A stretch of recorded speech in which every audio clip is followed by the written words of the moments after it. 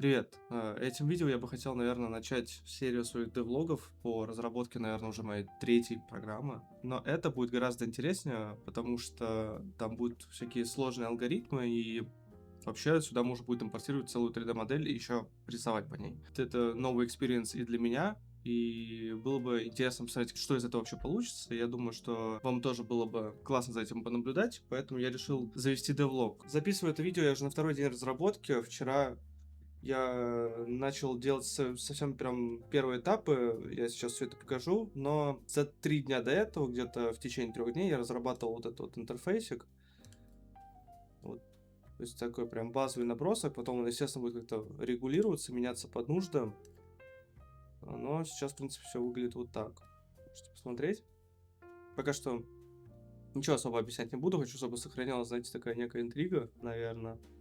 Вот. Ну, в общем, имеется такой интерфейс уже.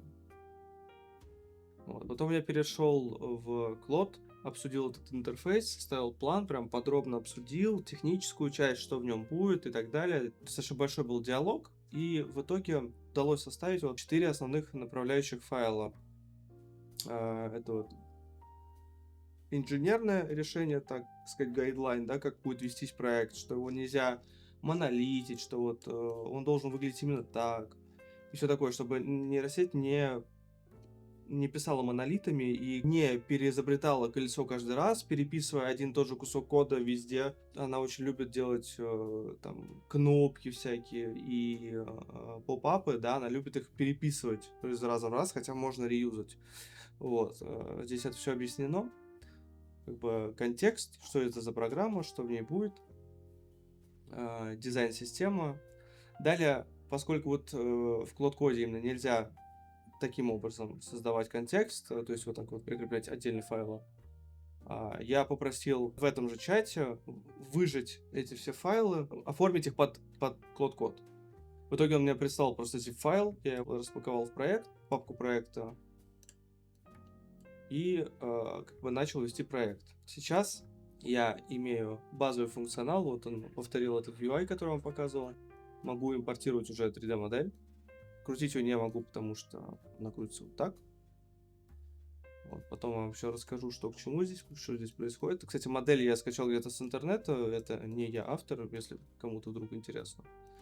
Вот, то есть пока что такой базовый совершенно набросок. Еще текстуры, ничего нету. Вот, начну с вами. Сегодня думаю, что положу какой-то фундамент для этого раздела. Вчера я немножко, если честно, подзавис, наверное, уже как-то время разработки, это было, наверное, часа 4 ночи уже сказалось.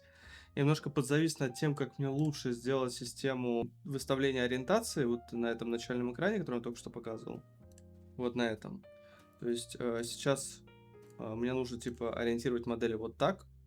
Но вот я не знаю, насколько это будет понятно художникам, и поэтому у меня появилась еще одна идея, что если 6 окон, 6 вьюпортов сделать, и чтобы пользователь выбирал соответствующую камеру в каждом окне. То есть там left, right, топ, bottom и так далее. И вот и там будут подсказки, типа, как должна обращена быть модель, и пользователь будет выбирать. Но, как мне подсказала нейросеть, это чересчур избыточно, достаточно выбрать всего 2 вида.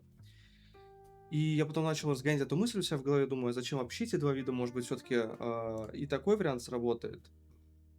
То есть потом вы поймете, почему это важно, почему я так задумываюсь над этим. Вот, и как бы вчера разработка вся остановилась на том, что у меня кончился лимит, и повис вот этот вопрос. Сейчас я как раз буду задавать этот самый вопрос еще раз, и посмотрим, что она ответит, к чему сейчас придем. Короче, да, в итоге он мне сказал, что разницы с вот этим решением по точности никакой нету. Ну, я тогда пока оставлю это решение и посмотрю, как оно будет работать. Может быть, потом перепишу, потому что кажется, что, в принципе, это не очень удобно. Но сейчас лучше оставлю как есть. Сейчас у меня там подредактируют документы, и мы начнем двигаться уже на этап текстур.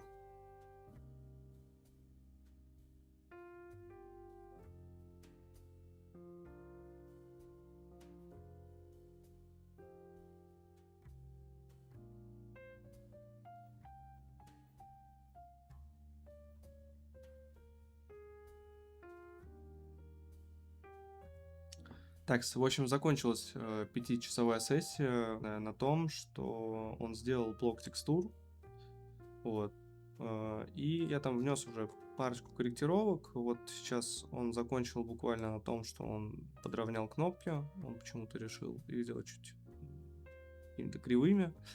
Вот, но он исправился, подровнял, и у него закончились кредиты. В общем, что мы сейчас теперь имеем? Давайте перезапустим. Мы можем импортировать модель. Вот, правильно ее ориентировать. Здесь я лучше потом гайд сделаю, сейчас чисто для разработки норм. Вот, модель должна быть импортирована на нас. Далее мы переходим к этапу текстурирования, точнее генерации видов, потом для дальнейшего какого-то взаимодействия с ИИ, и потом уже мы будем импортировать сюда сгенерированные ИИ текстуры. Вот. Можно будет потом сразу здесь генерировать, но это прям совсем уж потом. Сейчас пока делаю только базис. В общем, это я тоже немножко все потом переделаю, ну прям совсем чуть-чуть, но база уже в принципе готова. Вот мы можем экспортировать виды таким образом. Вот у нас экспорт произошел успешно, и сейчас мы посмотрим, что мы имеем. Вот такой у нас набор файлов. Видите, что-то у него здесь явно не так с антиалиасингом, в принципе, с цветом. Я с этим сейчас буду работать, когда у него кулдаун спадет. Вот, и он почему-то сразу силуэт мне решил выводить, хотя я вроде не просил. Также я проверил работоспособность пассов. Их пока что всего 2, и вместе с силуэтом 3. И выбор разрешения тоже работает хорошо. То есть...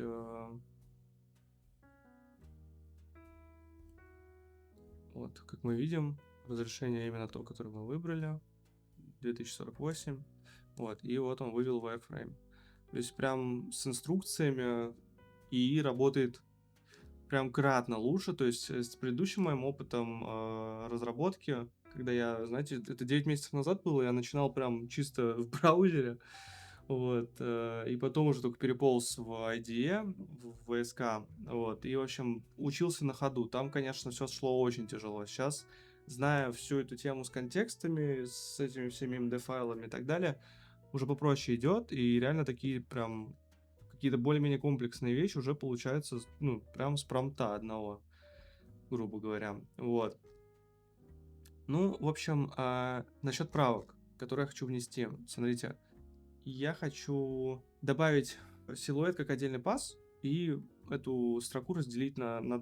То есть, чтобы было 2 строки, потому что сейчас будет очень скомканно, если сюда еще один добавить. Вот. Далее, убрать вот эти сайт-превью, потому что превью можно сделать здесь, и вместо вот этого превью добавить лист экспорта, что будет экспортировано, как в Substance. Вот здесь сверху добавить такой же хедер, тут будет, как я там это назвал, side previews, sides preview. И, в общем, можно будет выбирать превью пассов. То есть вот здесь будет выбор, типа, что я хочу, как я хочу видеть вот это, типа в клее, в кавите, АО и так далее. Тоже, по-моему, гораздо удобнее. Вот здесь я хочу добавить кнопку копирования промпта. Здесь он почему-то решил, что это копирование промпта тоже, хотя здесь я планирую добавить EMG рефа, слоты для картиночных рефов, то есть тоже будет удобно. И вот здесь в самом начале над карточкой front я хочу добавить кнопку import pack, то есть будет открываться диалоговое окно, и пользователь будет шифтом выбирать картинки, и если там в названии у них есть там front, fre и что-нибудь такое, то он будет правильно расставлять все по своим местам, одним проходом, а не на каждую вот так тыкать. Ну и вот он добавил еще импортирование, тоже оно как бы есть, но оно ничего и пока что не делает. Вроде бы это все, что я хотел поправить. Жду, в общем, когда спадет у него лимит, и продолжу. Итак, у меня откатился лимит, я начал вносить те самые правки. Помимо них внес еще парочку. Добавил вот сюда отображение еще и фейсесов. То были только треугольники и вертикали. Вот. Далее, тут прям минорные правки, что-то убрал здесь дублирование этого разрешения. Здесь я сейчас тоже уберу на самом деле. И сделал такую кнопочку покрасивее. То есть теперь вот здесь появляется Output Folder кнопка. Таким образом она скидывается. То есть если там артист какую-либо кнопку нажмет, она скидывается сама. И хотел сказать, что можете обратить внимание, что вот здесь я вот таким образом буду использовать, наверное, статус-бар для всяких таких, как это, тост оповещения, по-моему, это называется. Думаю, что, наверное, здесь как раз для них самое место. Ну и, соответственно, оповещение слетает при нажатии там совершенно любой кнопки. И помимо всего прочего, я выровнял освещение на модельках, то есть оно более-менее равномерное. Я буду еще над этим работать, но сейчас вы можете видеть все гораздо более равномерно. И, наконец, лесенок практически нет. И пока я это делал, я еще задумался, наверное, было бы все-таки полезно какой-нибудь ID-пас иметь. Ну, там, может быть, указать нейронки, типа, вот, красное это обоймы, там, или еще что-то. В общем, вдруг кому-то будет полезно. Сейчас вот я как раз обсуждаю с нейронкой введение этого ID-паса. Хочу все выжечь, свой weekly лимит. 10% всего осталось, поэтому, наверное, за ночь я его уже потрачу и выложу этот девлог. Я, пожалуй, приступлю к описанию.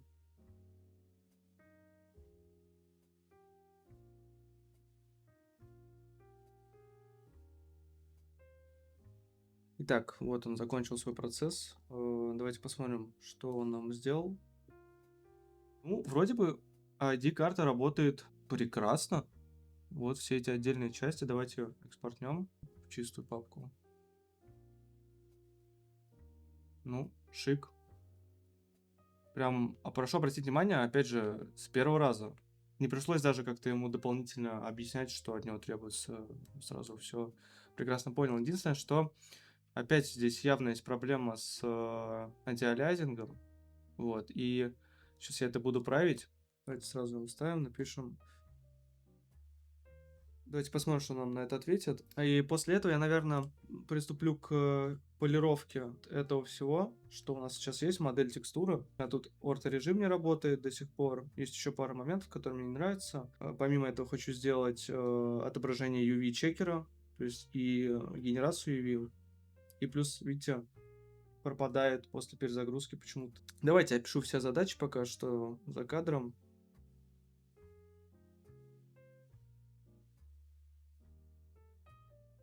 Так, ну вот, пока я описывал задачу, он уже завершил задачу с антиалиасингом, он, оказывается, сам отключил ее, потому что это ID-карта, типа, и чтобы пиксели не смешивались. На самом деле, что я сам об этом не подумал, решение, наверное, здравое. Сейчас посмотрим, как это будет выглядеть с антиалиасингом, и примем решение, нужно ли оно нам или нет. Давайте выберем вывод ID-карты. Ну, слушайте, нет, я думаю, что это нормик. Да, тут есть смешанные пиксели. Вот оно, то есть слегка прям появляется, но учитывая, что это для ИИ, как бы я думаю, что это лучше, чем какая-то вот эта вот пиксельная история. Ну что ж, с этим он тоже справился. Давайте, да, наверное, перейдем к следующим задачам с улучшением уже существующих этапов. Наверное, я на них сожгу полностью weekly limit и уже на следующей неделе приступлю к реализации самого сложного этапа Paint. Давайте пока посмотрим, что он ответит на это. Так, ну, вроде бы подходит к концу его выполнения таска. Давайте посмотрим, наверное, уже, что он сделал. Я думаю, уже можно. Так, сейчас у нас, да, теперь уже работает переключение между видами. Он должен был сделать так, чтобы сохранялись факты. Они теперь у нас, мы видим, сохраняются. Да, теперь я думаю добавить пасы, остальные, которые сейчас залочены. И, наверное, генерацию UV. UV-чекер, точно. Давайте посмотрим. Надо сделать его менее крупным. Надо сделать, наверное, настройку вот здесь. Scale, текстура. И добавить UV-чекер, наверное, еще куда-то сюда. Сейчас буду думать, куда. Короче, я думал, наверное, все-таки перенесу UV-чекер отсюда вот сюда. Потому что нужно сейчас сделать настройки. Я не хочу делать какие-то вот здесь нахламления.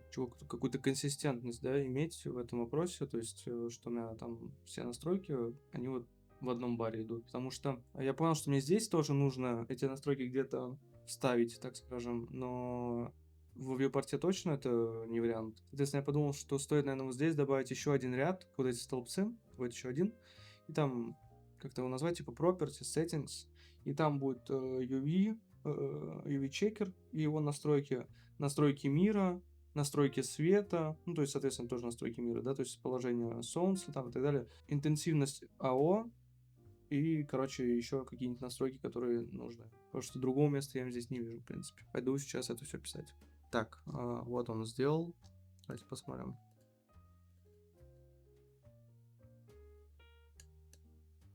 Вроде нормик, но почему-то он решил не подписывать слайдеры. Давайте попросим его это сделать. Так, ну вроде бы он верифицирует, значит, что уже что-то готово. Теперь гораздо лучше. Пожалуй, я тогда перейду к следующему этапу. Добавлению вот этого меню слева. Итак, он у меня справки. Давайте проверим. Я перенес UV-чекер наверх, потому что снизу было как-то не очень. Рядом с UV-стапом будет. Вот, все хорошо работает. Давайте провернем модель. И вот появилась панелька слева. Теперь мы можем настраивать угол света, интенсивность и интенсивность ambient light. Такой вот интересный моментик. Почему-то не работает переключение между режимами. Короче, дело в том, что у меня виды всегда экспортируются в ортографическом виде, и он как бы отключил пока эту функцию, и она влияет только на вот этот этап, но это, конечно, странно очень. Сейчас я подумаю, что с этим делать. И UV-чекер сюда добавил, и настройку пасов. Давайте посмотрим настройку, вот он появился. И видите, я тут могу настраивать в ID-карте, как он мержит маленькие островки. Прикольно. Так, все вроде работает хорошо. Единственное, что хотел бы я все-таки подумать над тем, как будет реализована у нас вот эта вот перспективная ортографическая функция. Я не уверен, что она в принципе вообще нужна. Я думаю, что ортографического представления должно хватить. Наверное, я просто ее отключу. В общем, я так подумал, что, наверное, я ее здесь полностью удалю, потому что он в любом случае будет экспортировать в ортографическом виде, и здесь оно, не вижу смысла здесь от перспективы. Добавлю обратно сюда эту функцию. Здесь просто пусть пользователь переключается, мало ли там будет полезно, но экспорт всегда будет, что логично, в ортографическом виде. Да, пожалуй, сейчас я это сделаю. Все, он вернулся на место. Есть теперь переключение режимов прямо здесь. Чисто для какого-то визуального представления, не более. Сейчас буду доделывать пасы и добавлю UV генерацию, если хватит лимита. Но я не уверен, если честно.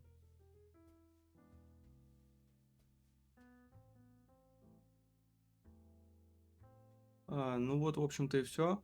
Он забил мне полностью лимит недельный. Где-то только через 2 дня сбросится он. Как раз самое интересное на следующий девлог оставил. Так что подписывайтесь, наблюдайте, следите. И обязательно заходите в ТГ-канал. Всем пока.